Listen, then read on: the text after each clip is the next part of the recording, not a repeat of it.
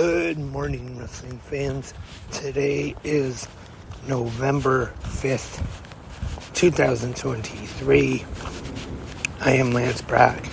Hope everyone is having an amazing Sunday morning so far, wherever you are in the world. In case you missed it, last night was a big day for pro wrestling, starting with the WWE Crown Jewel Premium Live event. And last night we had an episode of AEW Saturday Collision. And there is a new episode of 360 Wrestling Fanatic now available, talking about both of those shows. If you have a chance, maybe you can please go back and listen to it. It would be appreciated if you do. And there was one show that I did not talk about last night on 360 Wrestling Fanatic. I decided to wait to talk about it this morning on Good Morning Wrestling Fans. Just gonna go over the main couple matches though. The didn't even say the name of the show. New Japan Pro Wrestling Power Struggle at, I believe, the Bodymaker Coliseum. I believe for the first time since 2019, when New Japan had to cancel most of the shows due to COVID. They were back there. And for the IWGP Junior Heavyweight Championship, Hiroshi Tanahashi successfully defended against Taiji Ishimori in a pretty good match there. Tanahashi retaining the championship. And in the main event, it was the aerial assassin Will Ospreay successfully defending the IWGP Heavyweight Championship against Shota Umino. Of course, most people know him as the son of New Japan Pro Wrestling referee Red Shoes. These two had a really good main event, but what got most people talking about this show was what happened after the main event, and was we seen on the screen the American Dragon Bryan Danielson wearing an eye patch, and Danielson challenges Okada to a match January 4th, 2023 at Wrestle Kingdom. The third match, and Danielson says he is going to break Okada's right arm, so he will never be able to do the Rainmaker again. Of course, Okada's Rainmaker is what caused Bryan Danielson's most recent audible bone injury. And so by making this match, I'm guessing that they are confident that Danielson will be cleared to compete by January 4th for Wrestle Kingdom. And speaking of Wrestle Kingdom, I am hoping they have the New Japan World app available on Roku. They said coming in autumn 2023, I believe. And yes, it is still autumn/fall, whichever you want to call it. But it's almost winter soon, so hopefully they will have that available on Roku. But honestly, I think even if they don't, for that match right there, Bryan Danielson versus Okada. Definitely going to get it, probably order it anyway, subscribe anyway, whether if it's on Roku or not. And some late breaking news for people. Yesterday at Power Struggle, Jon Moxley bled during his match.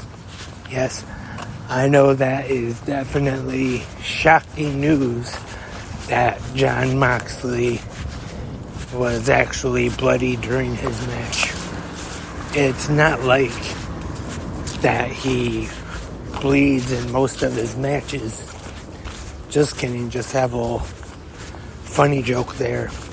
So things are definitely heating up for New Japan Pro Wrestling, heading into Wrestle Kingdom, which usually is the case this time of year. Also, speaking of New Japan Pro Wrestling,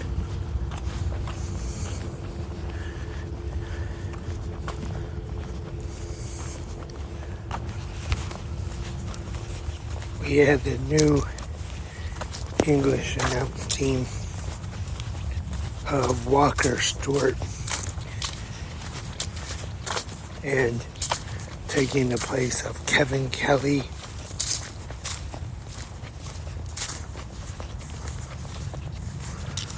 Who of course left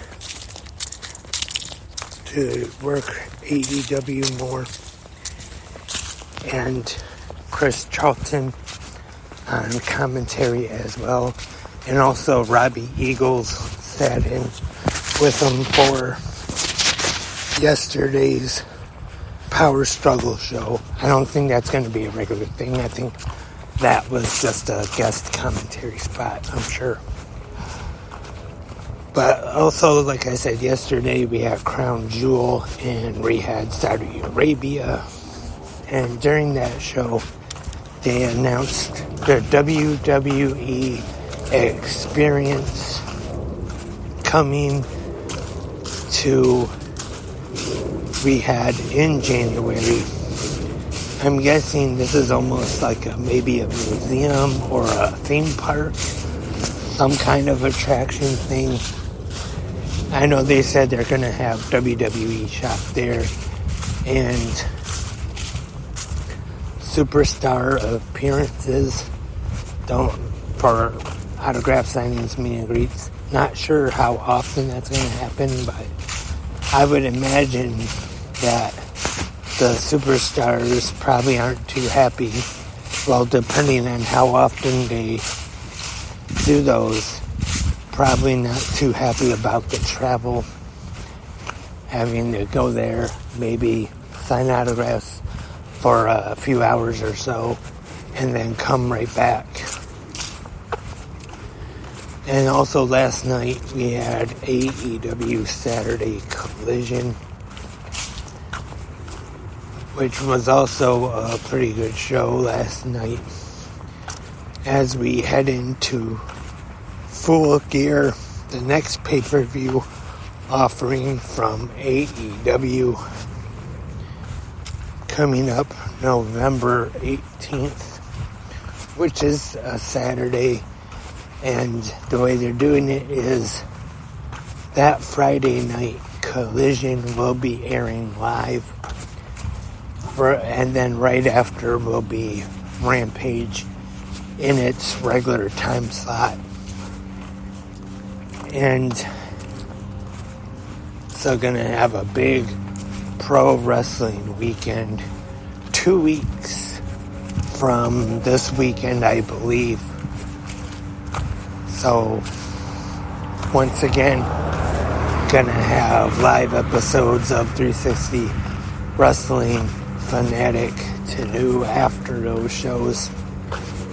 And believe me, I'm not one of those ones who complain about there being too much wrestling to watch these days, but I do admit that sometimes when I'm done watching all the wrestling, and that I do get tired when it is time to do the podcast. Don't mean to complain, but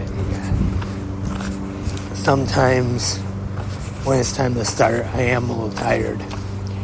And it's Sunday today, so not sure if going to have a new episode of 360 Wrestling Fanatic tonight, but probably will tomorrow after Raw talk about that. And we'll be back tomorrow morning for the Monday episode of 360 Good Morning Wrestling Fans. So hope all of you will join me then. I will talk to you, everybody, tomorrow morning.